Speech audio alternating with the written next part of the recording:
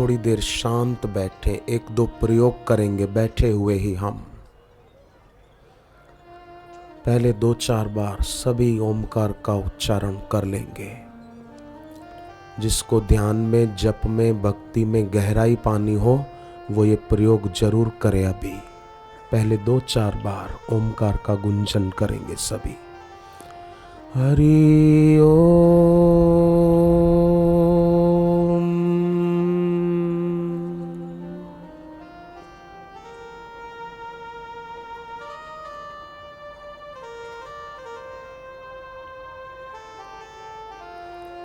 हरि ओम।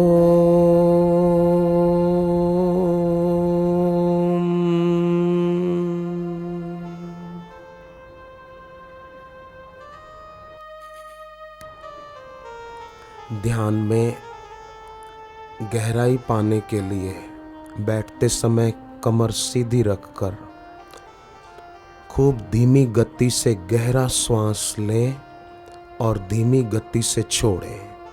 8-10 बार ऐसा करेंगे। अभी खूब धीमी गति से गहरा श्वास आने दें भीतर नाभि तक, और फिर रोकना नहीं है, छोड़ देना है धीरे धीरे। खूब धीमी गति से गहरा श्वास लिया, नाभि तक गहरा, छोड़ दिया।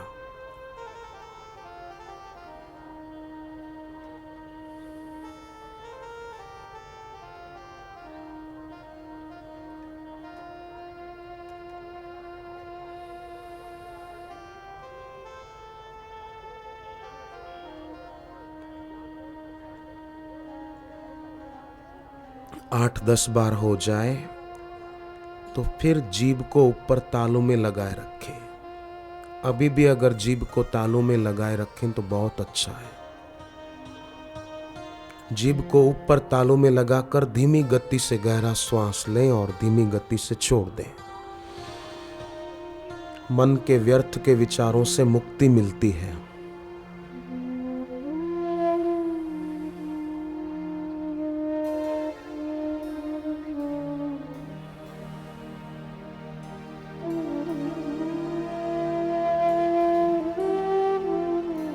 ये प्रयोग करने से आपको स्वयं अनुभव होगा कि अब भीतर कोई न रहा। हमारे इष्ट के सिवा, गुरु के सिवा कोई नहीं है भीतर।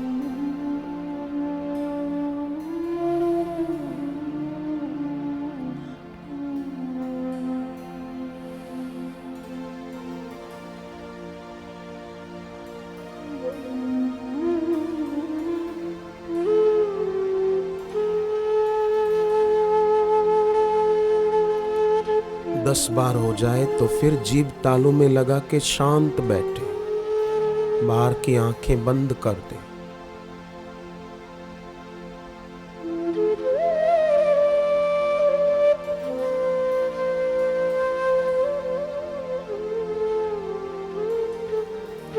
और मन ही मन अब ऐसी धारणा करें कि हमारे गुरुदेव हमारे सामने हैं, हम उनको देख रहे हैं और वो हमारे तरफ अपनी दृष्टि डाल रहे हैं।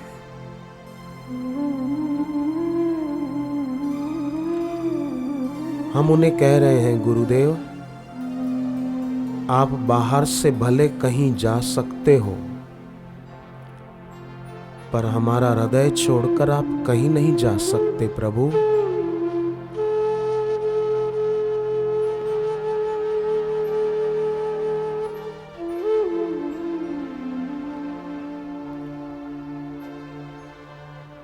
हे कृपा सिंधु, हे भगवान, मन ही मन प्रार्थना करें। प्रयाग की पवित्र धरती पर की हुई प्रार्थना जरूर फलेगी।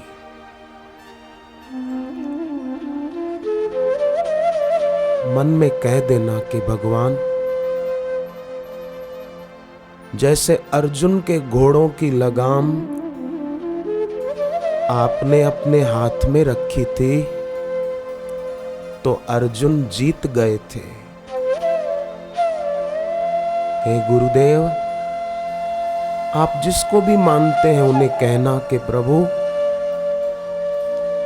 हमारे भी इंद्रियों रूपी घोड़ों की लगाम आप अपने हाथ में रखना भगवान।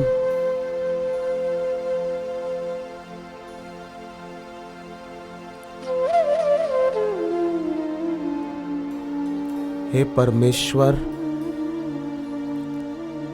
जैसे अर्जुन का सिंहासन दुर्योधन ने छीन लिया था,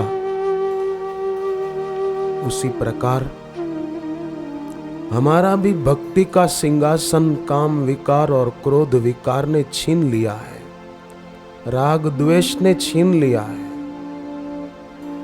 हे गुरुदेव, हे प्रभु, अर्जुन के साथ तो भीम जैसा भाई भी था, युधिष्ठिर जैसे भाई भी थे, परंतु मेरे साथ तो कोई नहीं है आपके सिवा। हे गुरुदेव, और आपको देने के लिए मेरे पास कुछ भी नहीं है आंसुओं के सिवा। हे गुरुदेव, एक चीज और है आपको देने के लिए, अपनेपन का भाव। आप हमको हमारे अपने लगते हैं, बस ये अपनेपन का भाव हम आपको दे सकते हैं। हे प्रभु, और हमारे पास देने के लिए कुछ भी नहीं है।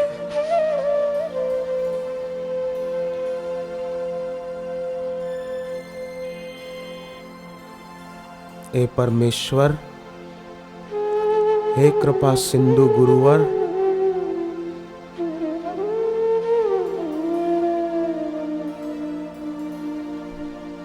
हमारे दिल में किसी के लिए आसक्ति न रहे प्रभु, आपके चरणों की भक्ति रहे बस।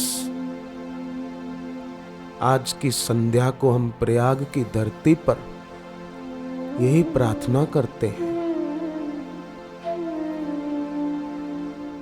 संसार में हमारा जीवन पूरा हो जाए उसके पहले, हे गुरुवर,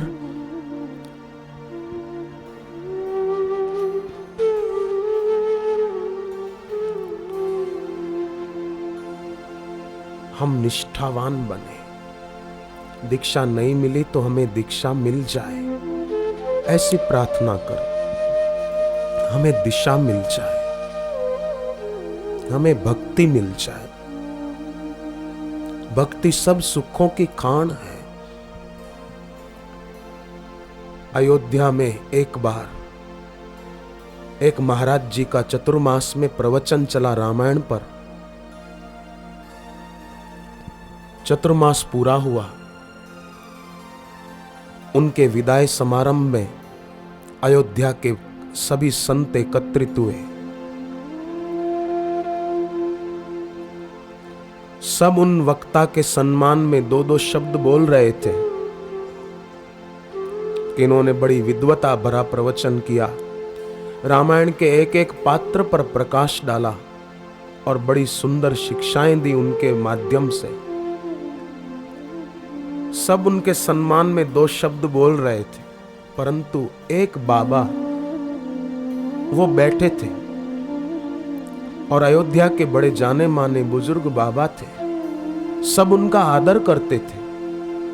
सब ने कहा, बाबा आप भी दो शब्द बोलिए इनके सम्मान में।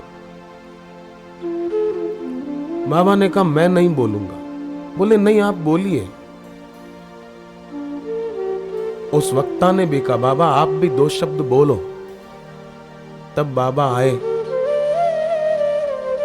सबके सामने कहा कि मैंने भी इनके प्रवचन को सुना है, बहुत अच्छा बोल लेते हैं, शब्द भी मजे हुए बोलते हैं, परंतु मैंने जब भी आया तो देखा कि एक दिन भी, एक बार भी रामचरितमानस के प्रसंगों को बोलते बोलते, भागवत का कोई प्रसंग बोलते बोलते इनकी आंखों में कभी प्रेम भक्ति के आंसू नहीं आए। कभी भगवत भाव के प्रेम के आंसू नहीं आए। विद्वान तो हैं, परंतु हृदय अभी रूखा है, हृदय भक्ति से नहीं भरा है। दिल में भक्ति नहीं हो, आंखों में प्रेम भक्ति के आंसू न हो, तो ऐसी कोरी भक्ति किस काम की। बिना जल का बादल तो घाटा करता है, खेती बिगाड़ देता है।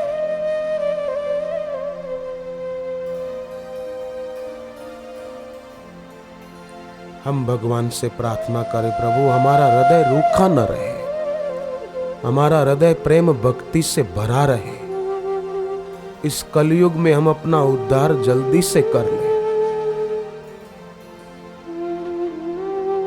तीर्थ यात्रा में जाने का उद्देश्य यही होता था पहले, कि तीर्थ में स्नान करें, कोई संत के चरणों में बैठकर उनके साथ हरि चर्चा करें, भगवान के विषय में सोचें और अपनी भक्ति को बढ़ाएं।